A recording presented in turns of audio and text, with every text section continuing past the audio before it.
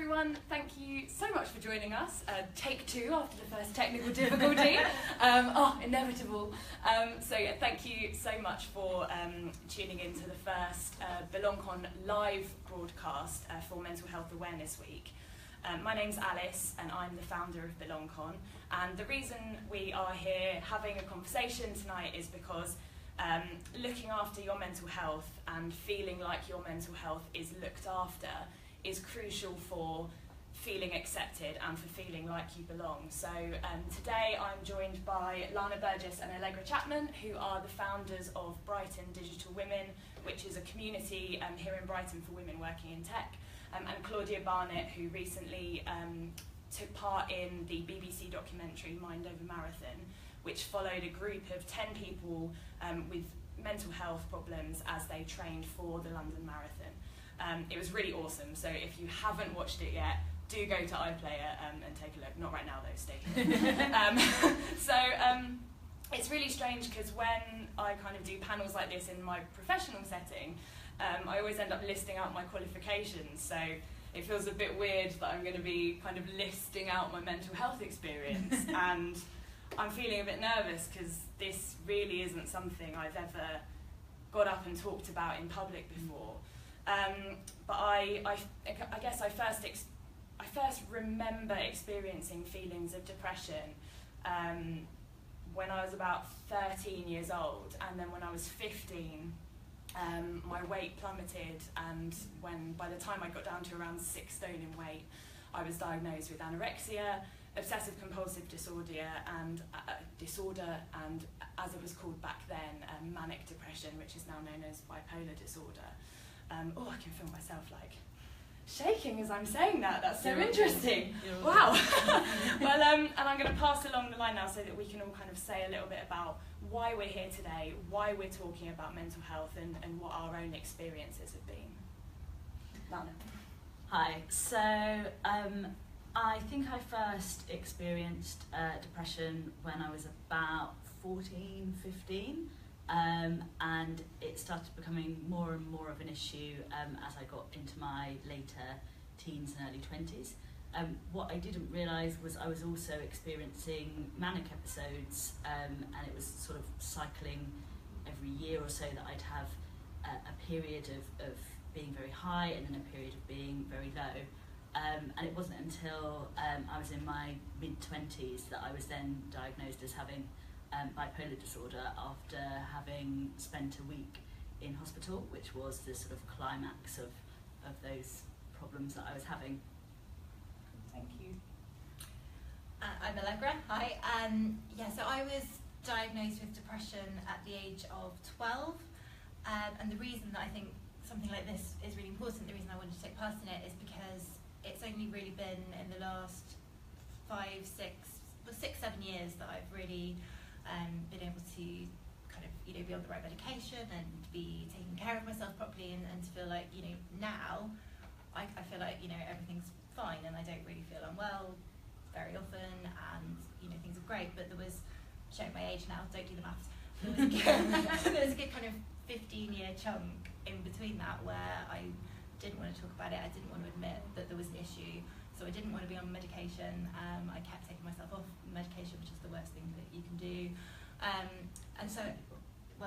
To stop abruptly like that is, not good. It just feels really important to me to actually be able to talk about this, because it's only when I really accepted that I did have an issue, and actually it wasn't something to run away from, that it got better. Yeah, so my name's Claudia. I now suffer from bouts of depression and quite bad anxiety, but it definitely goes through periods, as I'm sure we all experience sometimes. And as a child, I definitely had kind of flickers of obsessive compulsive disorder, but not as I was kind of socialised to think it was meant to be. So I never had the signs of OCD that you see on, sitcoms or TV shows, obsessive compulsive cleaners, that kind of thing. That was just not, that's what I knew OCD to be. I got to the age of 17 and I was going through quite a stressful period in my life, A-levels, boyfriends and friends falling out, and all that kind of generic teenage drama, and literally overnight I was thrown into real dark depths of purely obsessional OCD. So my life genuinely changed overnight from that kind of very short period onwards. I became a completely different person, and my personality changed, and I suffered with bad pure O for a long time, and I'm happy to say now that I manage OCD really, really well. I don't really show any symptoms of it, but still do struggle with depression and anxiety. So I think this is really important, and especially as young women as well, it's very important that we're all here and we're talking about it. So and that people are listening as well. Hopefully. And thank you all. Like, it really takes something to broadcast your experiences like that. So just straight away, like, amazing, and thank you so much for being here and for agreeing to do this. Well, thanks for inviting us. Yeah, thank you. So the overarching theme this year of Mental Health Awareness Week is the question as to why there are too few people in the UK who are thriving with good mental health. They released a report based on a survey conducted in March, which was commissioned by the Mental Health Foundation. And the conclusion of that report was, to quote, that the state of the UK's mental health was disturbingly low. I'm going to read a few stats just to kind of put in context the importance of having discussions like this. A statistic that for years I've seen kind of thrown about is that the one in four people will suffer from a mental health problem at some point in their life. But within this report, in fact, only 13%, so 13%, of people reported that they were living with high levels of good mental health. Now that is incredibly low. More than 4 in 10 people say they've experienced depression. Over a quarter of people say they've experienced panic attacks. Nearly 3 in 4 people, so 75% of people living in the lowest household income bracket report having experienced a mental health problem, and that's compared to 6 in 10 of the highest income bracket. 85% of people that are out of work have experienced a mental health problem, compared to 2/3 of people in work, and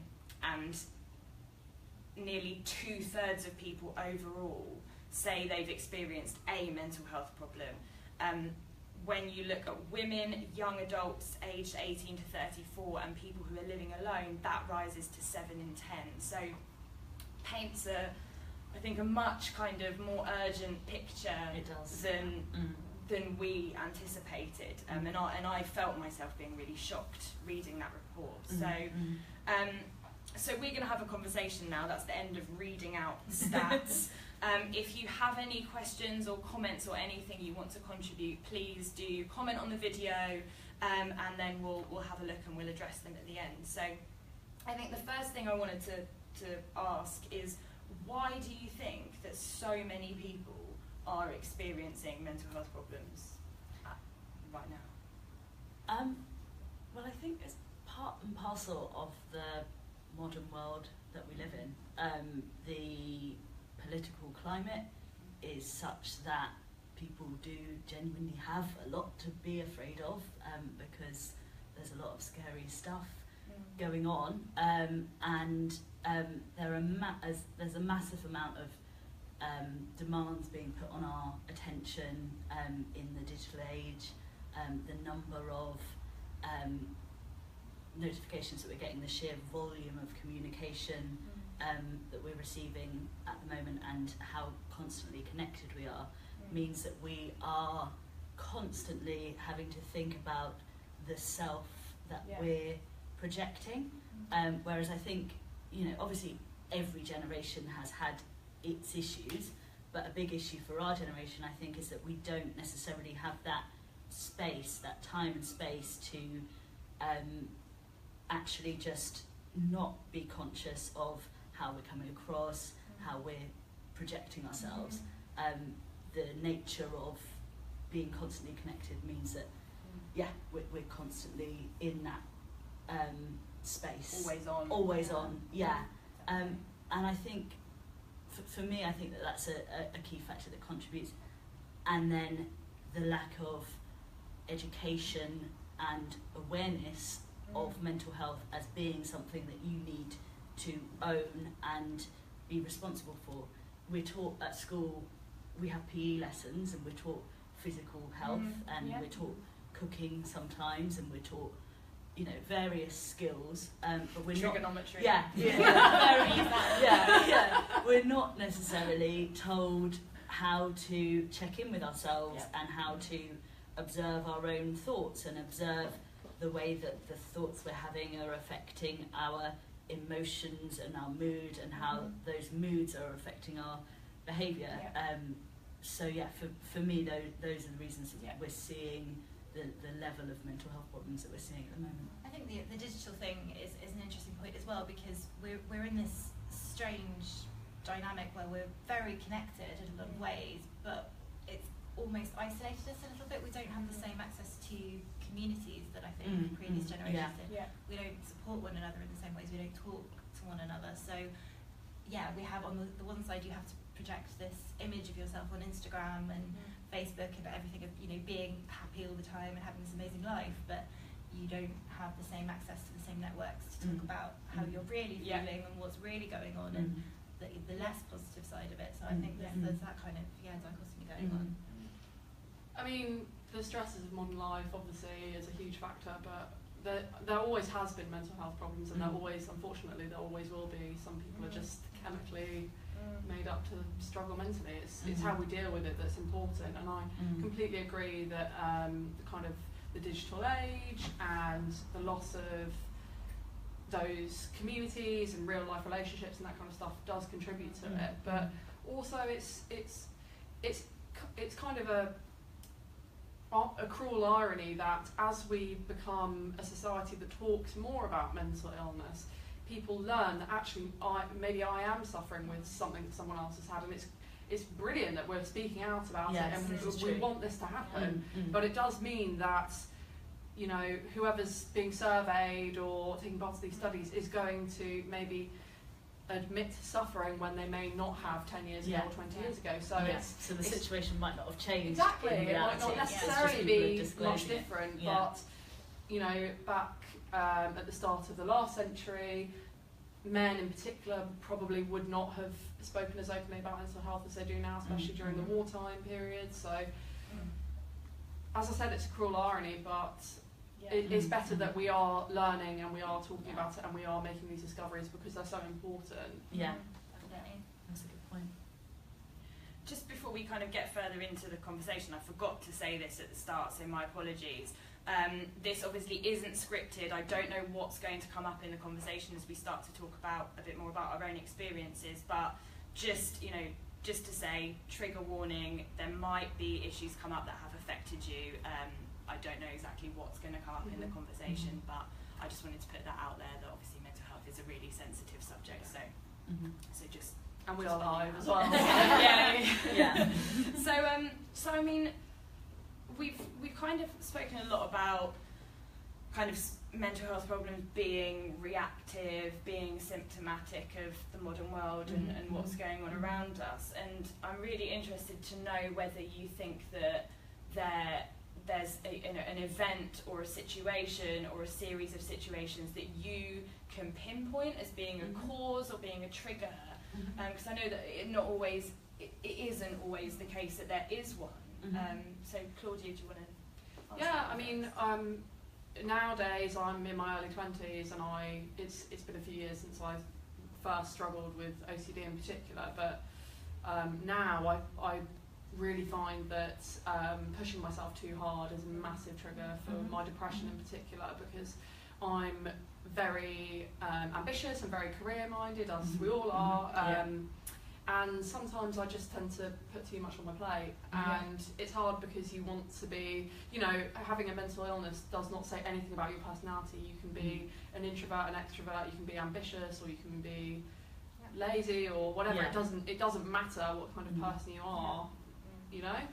And I'm learning to kind of get to grips with that a bit. But when I first went through OCD, honestly, there was nothing to tell me that that was going to happen. As I said before, I felt like it happened overnight. I had, very slight indications as a child, rituals, counting, making up scenarios in my head that would have different endings, and if I didn't do X, then Y would happen, that sort of thing. But as a child, you don't think that that's abnormal. I just thought it was something that everyone did, and I was very young. So, I mean, honestly, this sounds awful, but sometimes I kind of wish there was some trauma or some event that I could say, well, this is why I'm this way. Obviously, I don't wish that on anyone, but it would make explaining it to people so much better, because I say to people, oh, I suffer with depression or I suffer with anxiety. The first thing people will say is why. From the outside, your life is great, you work, you do this, you do that, and sometimes there is no reason, and everyone needs to know that. You don't have to have some kind of, I don't have to validate my mental health to someone else. So, but it's for me, you said earlier about checking in with yourself, and for me that's such a big thing for me, because a lot of the time it hits me like a train, and I wake up one morning and I feel the complete opposite to how I went to sleep. But there are indications, and I think learning about your mind and your body and what you're doing with yourself is really important.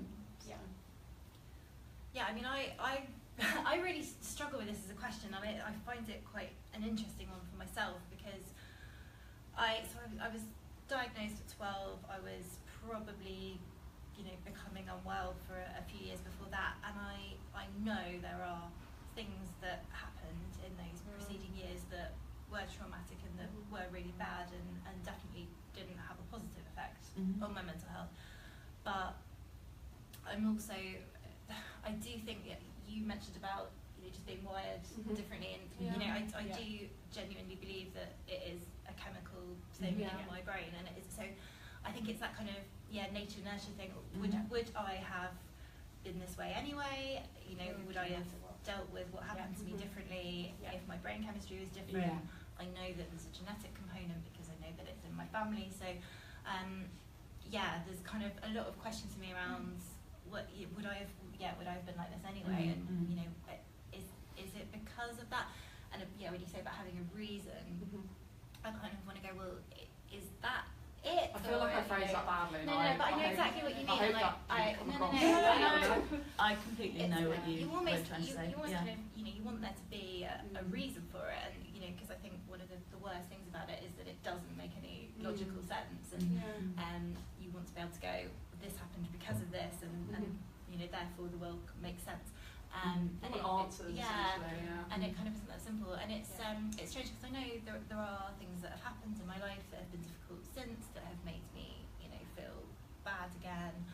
But then equally, I have days, much less frequently now, but I have days when I feel really unwell for no reason whatsoever, just as you say, absolutely out of nowhere. I'll just feel really can't do anything today. Today is the day where I'm just going to have to lie on the sofa and do nothing. And I think the good thing now is that I've learned to just accept those days and go, okay, this is one of those days, and rather than let it overwhelm me and be like, oh no, this is a catastrophe, just be like, actually, this is just, I am just having one of those days. I'm just gonna and it will pass, and it doesn't. And I think that's like with me, when I'm in that negative space, it's really hard, I find, to tell myself that actually, you probably won't feel like this tomorrow or the next day, like it's not going to last. But when you're in that space, it feels like it feels like it's going to last forever. Just have to cling on to that knowledge that there definitely is a light. There is a light at the end of the tunnel, but you just can't see it at that particular point. But and I know we've spoken before about your experiences, but I mean, do you think that there was a particular trigger? Well, I think there were a whole host of factors in my childhood that probably contributed to it. I was bullied at primary school, as I'm sure lots of people were. But I've always been one of those pesky high achievers. So, pesky high achievers? Yeah, well, it's a blessing and a curse. But, there was a lot of name calling and bizarre letter writing. Like, I received this horrible letter through my letterbox that these kids at school had written and then posted through my letterbox at home, and that was quite traumatic. Yeah, you know, there were things to do with my family situation with my mum and dad, which I'm not necessarily going to go into, but you know, things weren't necessarily ideal with that. And then I guess put a lot of pressure on myself to perform academically because I knew that I could, but then that continually caused problems at secondary school, because I went to Brighton Hove High School for girls, and I had gotten an academic scholarship to go there, and the reason that I chose to go there was that I was told, well, you were really badly bullied at primary school because you stood out.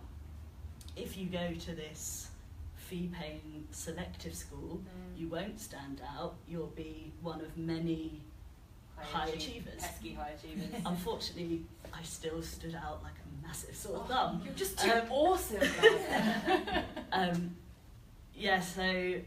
I still experienced some bullying at that school, which, you know, they, as a school, dealt with as well as they could. Probably not brilliantly, but you know, it's difficult.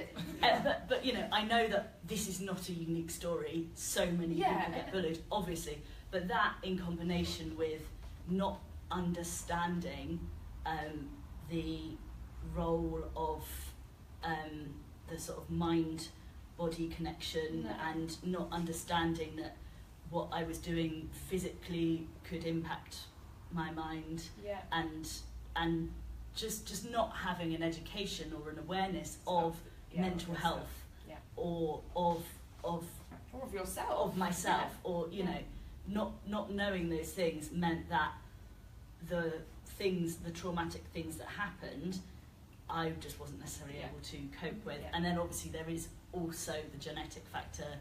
Bipolar is in my family, so I was already predisposed to it, but having gone through you know, the series of things I did, and then also a death in the family, and blah blah blah, and then a series of just not particularly healthy relationships with boyfriends, and all of that stuff meant that you know, I wasn't able to deal with my mood, and it got out of control. I only was aware until my 20s, until my mid-20s even.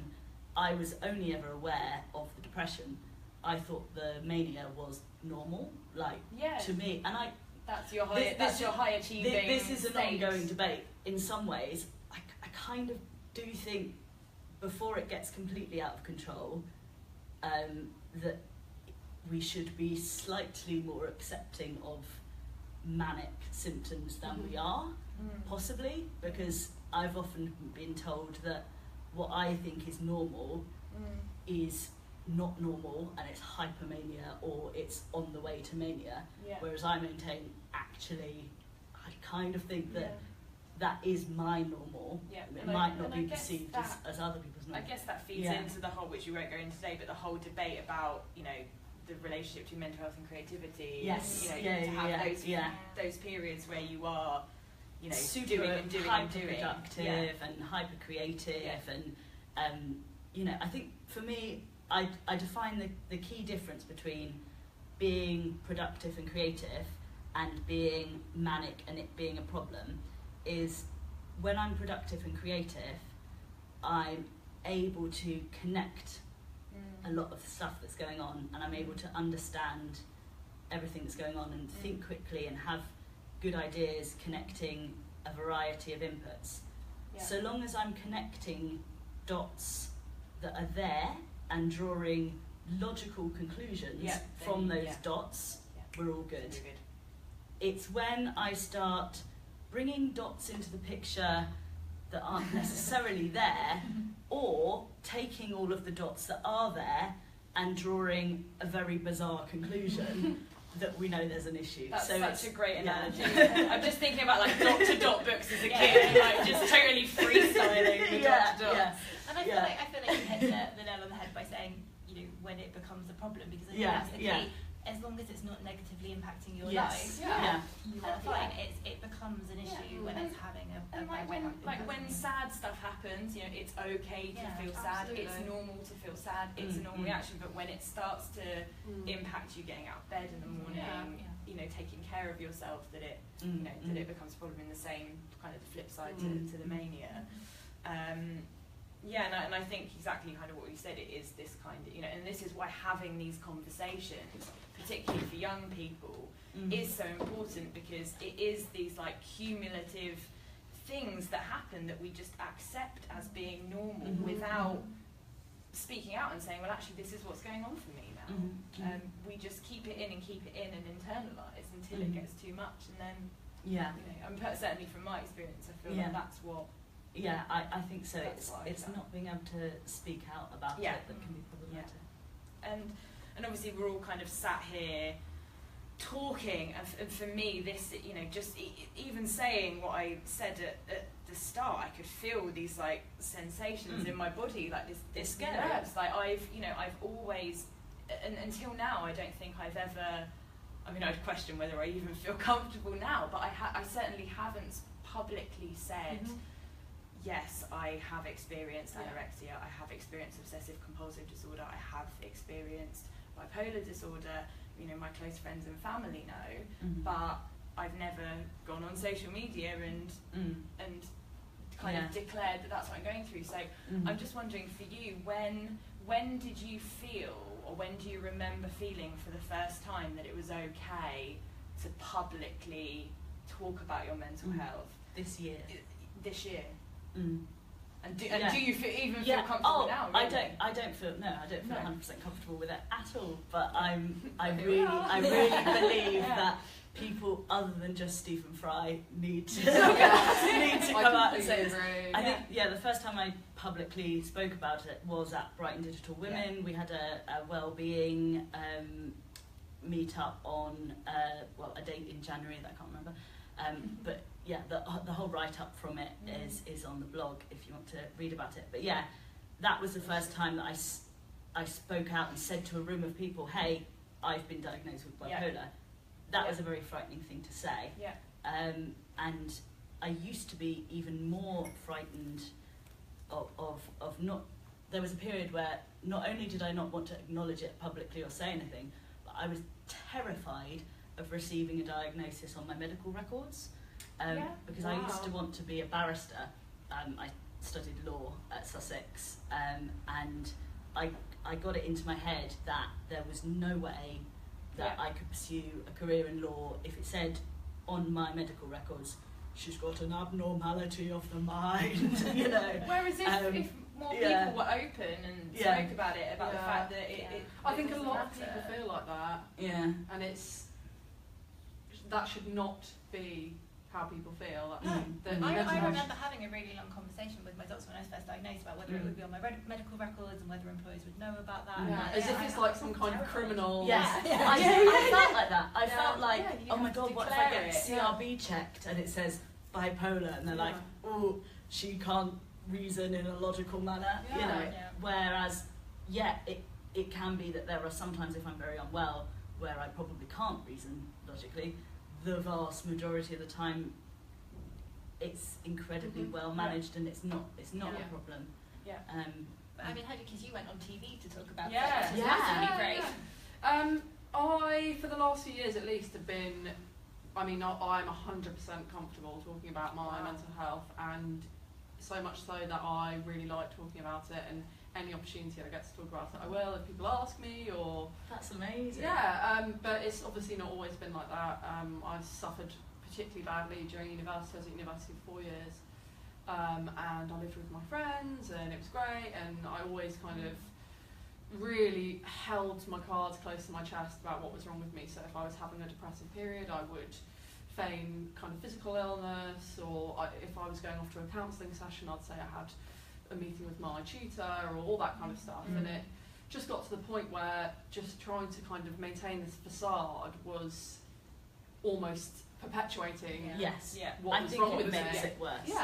I've always been open with my family. I mean, the first few months of me struggling with OCD, I didn't, because of the nature of my intrusive thoughts, I didn't wouldn't tell anyone, even my doctor. Yeah, so I was misdiagnosed to start off with, and I wasn't receiving the right treatment because I wasn't telling them the truth and all that kind of stuff. But gradually over time, I mean, once I kind of got to university, all my close friends and family knew, and I was coming to terms with it a bit more. But the last year especially, I would say, the last year I've been, it's not like I get some kind of enjoyment out of telling people that I have problems or anything, but from being on Mind Over Marathon and the kind of other stuff I've done to do with mental health, it's, for me, it's, I will say my deepest and darkest secrets if I feel that it will help someone else. I've got nothing else to lose. The entire nation knows about my problems now, I just, I want the conversation. And I want to give other people validation and permission to talk about it too. So why not start with myself? So but I completely understand that not everyone feels like that, and you shouldn't have to, go on TV or, be in the newspaper or whatever to feel like your story or your problems are. But it's great that people like you do go on TV, because then people sitting at home watching that go, oh, okay, actually it is okay to feel like that is normal. It's not, doesn't make me some kind of freak. It's okay for me to maybe go and talk to someone. And the process has really also helped me come to terms with it as well. And it's, I think also it's really good to see positive stories of people managing conditions well, because quite often I'll read articles and they're sort of sensationalized, and it's made to seem like this is such a dramatic thing, and if you read the Daily Mail with and in reality, I actually would go so far as to say the people I know with diagnosed mental health conditions are the sanest people that I know. They're so self-aware. They're constantly checking in with themselves. They're constantly trying to ensure that their mood is not impacting other people, and that they're they're managing their condition. Whereas often, if you're trying to sort of suppress or deny or not acknowledge something, that can be much more problematic, I think. More destabilising. Yeah, absolutely. That leads me really nicely onto my next question, actually, which is kind of a two-pronged question. What has helped you most with managing your mental health in a positive way, and also what do you think would have made a difference to you sooner? For me, yoga has been the key, really, and also reading philosophy and realising that people really have been suffering with very similar things for thousands and thousands of years, and what we're experiencing now, although it's in the context of the digital age, isn't actually any different really to lots of the problems that people have had for a very, very long time. So getting that historical context has helped, and then yoga has really, really helped with my mind-body connection. I think the problem that I was having before I discovered yoga was that I just didn't understand that my body is my sort of physical apparatus to control my mind, and making that connection and developing the mind-to-body connection is what's really helped. What about you? For me, really, it was as simple as just accepting myself and accepting that was part of me, and not, I think I spent so long being so afraid of this thing that was wrong with me, and running away from it and trying to hide from it, and that just made it so much worse. And so really it was, I can't even remember where it came from or who spoke to me about it or where the idea came from, but basically I just came round to the idea that it's really no different to a physical illness, and if I had, if there was something physically wrong with me, I would take the medication for it, I would get the treatment for it, I would do, whatever therapy or whatever was necessary, and I would just look after myself. And then, so why am I so scared of doing the same thing for? You call it a mental illness, and it suddenly sounds really terrifying, but it's still a physical illness, really. Basically, my brain doesn't produce enough serotonin, and that leads to imbalances, which is very similar to a lot of physical problems. So I think it was as simple as that. It was well, I say simple, it's not as simple as it sounds. It took me 15 years, but that was it for me, really, just accepting that it's not any different, and it's you treat it the same and look after yourself in the same way, and not be afraid of it anymore. For me, a really big part of it was just, obviously I mentioned earlier, I didn't tell the truth to my doctor or my family or anything for a really long time. And I think firstly coming to terms with what I was actually thinking and what was going on in my head was one thing, but sadly part of the reason I told the people that needed to know, like my doctor and my parents, was because I just had nowhere else to turn. I had just gotten to the I just couldn't go on anymore. So it was just the point where it's either me or OCD, I have to make this decision. But fortunately that hugely helped, and since then I've not really stopped talking about it. So so that was a really big thing. Talking to other people that have similar struggles to me, not just OCD, but conversations like this I think are really cathartic, and you're kind of like, actually I'm not the only person. So and since the programme went out, I've had loads of people contacting me who went through almost exactly the same as me, and that's you don't want anyone else to suffer like you do, but it's nice knowing that you're not you're not the only one. You're not the only one, exactly. I think that's a real big thing that a lot of people struggle with. And I think the BBC will be angry with me if I don't say running as well. Running massively helped me too. Just I think exercise in general. Exercise is so important. I hate exercise, but I like having done exercise. The endorphins. And also for me, like the racing, actually, I really liked. So I loved the racing aspect of it because it was just surrounded by people, the energy, and the running community. Just incredible. One of the most supportive communities to be a part of. I think from the outside it's terrifying, but I think you'll find a lot of people that run. A lot of people run for mental health. It's as simple as that. Even people with not perfect mental health, there's no such thing, but who haven't experienced big problems. And exercise in general, of course, walking and swimming and anything really. And it gets you out of the house. And I think that's half of it as well. Like I hate running, so I don't run at all, but I do go to the gym, and I love swimming, and so I do things like that. And I've made a real conscious decision now, if I am feeling depressed, to get out and go to the gym, because I know. And I'll probably only do, if I was feeling well, I'd go to the gym and I'd be in there for 2 hours and I'd do loads of stuff. If I'm not feeling very well, I'll probably do half an hour, and and it'll be rubbish. But I did it, and I got out of the house, and I got dressed, and I went and did something, and I it's like you get these little mental badges. Got out of the house, got my gym stuff on, got to the gym. And just that little bit of exercise, just moving your body and just engaging with yourself. That it just confidence, mind-body connection. It's so important.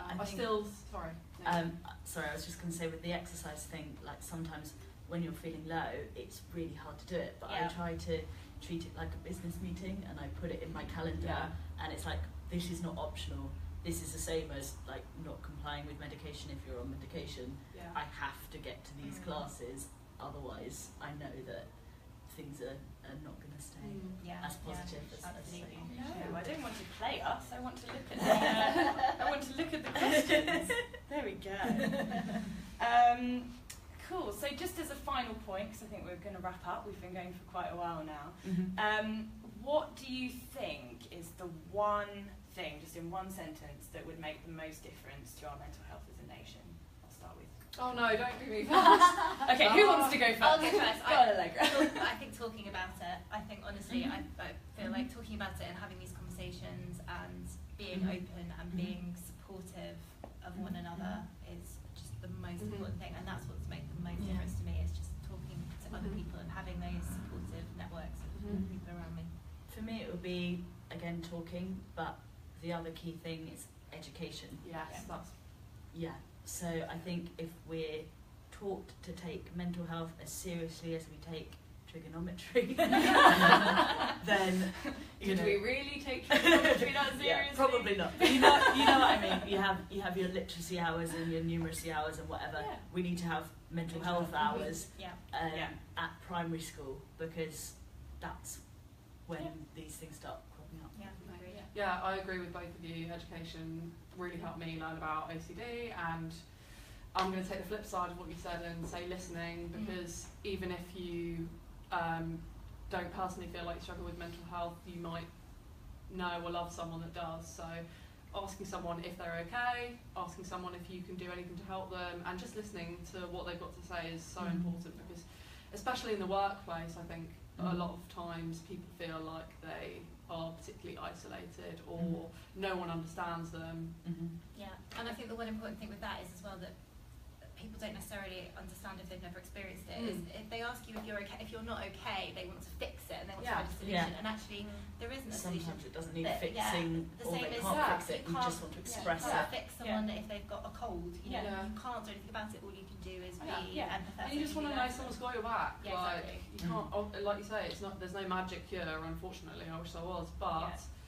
And I think talking is I mean, the way that I kind of analogize in it is when I'm getting to a point of anxiety, my head is like, you know, those kind of spiral things that you send the coin down, and the coin just goes, and it gets louder and louder and faster until that's all I can hear, and then what I need to do is just stop it and take it out, and it's stopping and then actually getting out of my head what is going on into words. Sometimes when you verbalise it as well. And then it's almost like it disappears sometimes just because I've said it out loud, but yet I still try too often to deal with stuff in my own head. So for me, conversation and this has been so interesting. Just I totally forgot we even were being streamed. I was just like, this is a fabulous conversation. I'm loving this.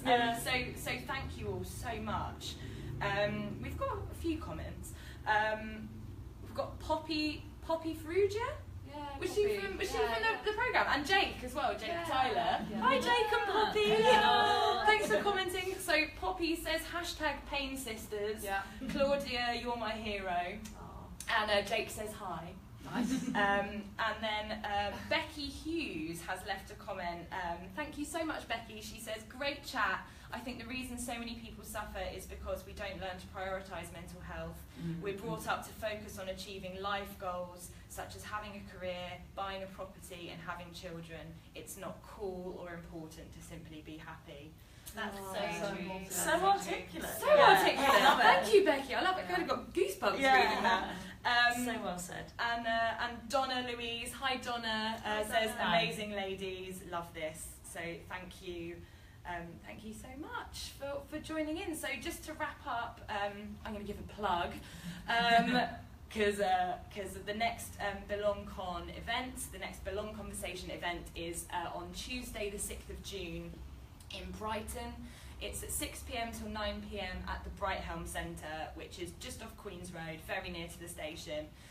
Tickets are just £10 on Eventbrite. If you go to our page, facebook.com/BelongCon, that's BelongCon, you'll be able to find a link to book there, and all of these ladies will be speaking. They're going to be sharing their personal stories, so different to what we've been talking about today, and we'd really love to see you all there to come and support us and meet us and say hello in person. And then we're going to go along the line and say, do you have anything you would like to plug as we are here? Well, we'll plug Brighton Digital Women. Yeah. As you've got two for one Brighton Digital Women. So yes, we have monthly meetups every month where we gather some amazing speakers together to talk about different aspects of their personal and professional development. So the next one will be in June. If you go to our website, which is brightondigitalwomen.co.uk, or follow us on Twitter at BTN Digital Women, you can find out where we're going to be and sign up to our mailing list. Yeah, also, if you'd like to write for us, we're looking for contributors to our blog. I think that would be amazing. Please do. Yeah. I would love if you checked out my new site, which is a safe space for people to share their mental health stories. There's no censorship, there's no shame, it's just a safe, judgment-free zone. So that's quietclub.org. Cool. That's it. And your sponsorship as And well. my sponsorship as well, yeah. I'm running 10k at the end of May for OCD UK, which is a fantastic charity that supports people with OCD and their family and friends. And you can find me on Twitter, Claudia, I can't even say my own name. Claudia Harriet _ and it's the pinned tweet on my Twitter as well. So Awesome. thank you very much in advance. Cool. Thank you so much, everyone. Please do follow us on social media. We are at BelongCon on everything. We use the hashtag BelongCon. And yeah, we'd love to see you at our next event on Tuesday, the 6th of June. So do check it out and do come and join us. Thank you so much and have a fabulous weekend. Bye. Bye.